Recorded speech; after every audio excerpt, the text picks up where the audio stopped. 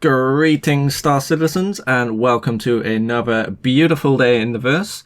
And today we take a look at the Retaliator, more specifically the Retaliator Bomber variant, which has 2 torpedo bays. Now, the Retaliator has no guns for the pilot to shoot, but it does have 5 turrets which each have 2 Badger repeaters equipped on them, giving you a total of 10 Badger repeaters. And you also do have, as I said, the 2 torpedo bays, which can each equip 8 size 9 torpedoes, which by default you get the strike torpedoes, so the size 9 strike torpedoes. So you can have a total of 16 massive torpedoes if you go with both bomb bays, which I personally wouldn't do. I would probably just stick with 1 bomb bay and turn the other into living quarters, because if we just jump inside the Retaliator now, you can see for a ship that's gonna have potentially 6 or 7 crew members, you don't have a lot of living space in here. It is very cramped. It's got a very submarine feel to it, and I don't know what this figurine is doing. This pops up in all of my big ships. I have no idea why. It pops up in my Starfarer like every day, and it's always in a different spot. But as you can see, the sounds in the ship and the style of the ship give a very big submarine vibe, at least for me. So I'll just shut up for a second and I'll let you listen to the creaking and cracking of the hallways.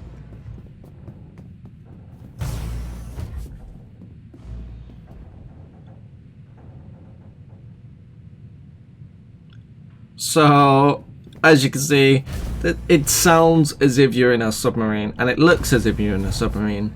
And if you didn't know what game I was playing and I just sort of walked through these hallways like this, you'd probably be convinced I'm in some sort of submarine or some sort of, battleship or whatever.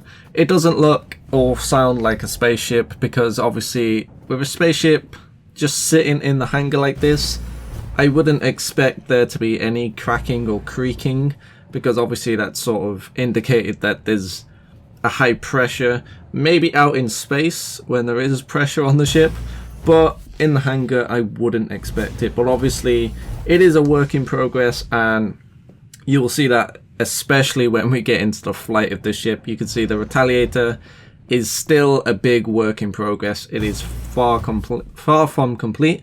But moving on to the front of the ship, you have the captain's quarters here, which is just simply a little bed and a little bit of storage, a little bit of computer panels for you to sort of operate the ship. And in the front here you have a turret and the captain's seat. But if we go up the ladder, you can see what I was saying before by there isn't really any living quarters. So the rest of the crew would sleep in these bed/escape pods. So these beds double as escape pods. You sleep in them, but you can also use them to escape. And there is 6 of them here. And obviously, if you include the captain's quarters down below, there's a total of 7 crew. But like I was saying, there's absolutely nowhere for them to eat or just a little bit of space to room. Obviously, if you've got 7 people running around these hallways, it's going to get hectic extremely quickly. But these bomb bays are modular, and we've seen a few of them. We don't have them in game yet, but we've seen a few of the concepts of the modularity. So you can change one of them into living quarters, you can change it into a drop ship sort of thing, so you drop off crew.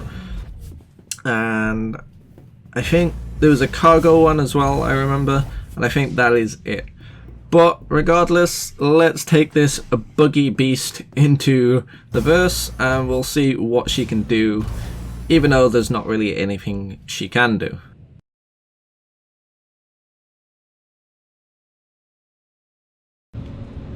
So now that we're in the verse, we're on the landing pad. Launch obviously complete. You can see there are some unsightly flashing, which I'm not sure what's caused by. Landing but gear like I said previously, the Retaliator is still a work in progress, regardless of whether it's flight ready, regardless of whether it looks complete. It is still a big work in progress. It's still not been finely tuned and tweaked and fixed, etc. So we have some issues. Now, one of the big issues with doing this video, and one of the reasons I was hesitant to actually do this video, is one, because of the issues that it has, two, because it is a multi-crew ship, so its full potential can't really be displayed very well, and more importantly, there isn't really anything for a Retaliator to do, so I can't really do it justice for its full potential. So with the Gladiator, we had a similar sort of thing where I couldn't show it to its full potential. However, the Gladiator did have pilot weapons, which the Retaliator, as I said, does not have. The only thing the pilot has control of is the torpedoes in the belly. It does not have any other weapons to use, so I'm forced to use giant size 9 torpedoes on these tiny, flimsy targets. Now, one thing that I did not actually know is the Retaliator can lock on to multiple targets at the same time, as you can see here. Now, that's something that I believe only a few ships with special advanced targeting, such as the 325A, can actually pull off. So it was interesting to see that the Retaliator also has that, and that makes it extremely useful. I mean, like I say, we can't really show it to its full potential, because ideally the Retaliator is going to be fighting much larger ships than itself. Even though it's a large ship itself, it's going to be going for the big prey. It's going to be going for corvettes, it's going to be going for capital ships, and it's going to be going for carriers. So it is sort of a capital ship destroyer, but obviously we don't have any capital ships to come on with missiles. We do have Starfarers, but not that many people have a Starfarer, and even the ones that do have a Starfarer don't fly them out typically in the universe unless they're just sort of having fun. I personally always fly my Starfarer, but I very rarely see one out in the universe, and whenever I do see one in the universe, it's always just sort of sitting around in Olisar. It's not actually out in anywhere where you can hit it. And I also don't want crime stat, because crime stat system is a little bit buggy at the moment, and it just irritates me to try and clear off that crime stat so that I can, you know, test weapons and test ships to their full potential. So, I mean, we're taking care of these pirates, but it's not really the most effective way to take out the pirate. Obviously, we could easily take these pirates out with size 1s or size 2s. You know, the turrets that we've got would easily take them out, but we would need a crew to do so. And to me, okay, we've run out of missiles apparently.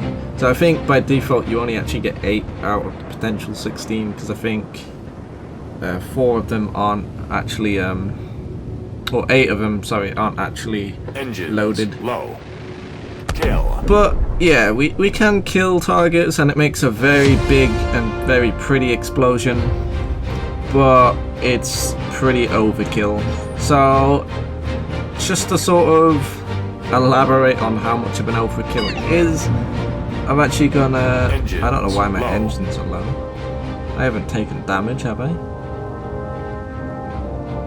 Okay, not sure why that's happening. I get that all the time with Aegis ships. I got it with the Sabre as well. Like, even if I was fully repaired, I'd always get engine low. I don't know if the Aegis ships are just terrible with their power supply, but regardless, I'm gonna go to Cryastro. I believe there's a landing pad for the Retaliator. I've always tried to land here with...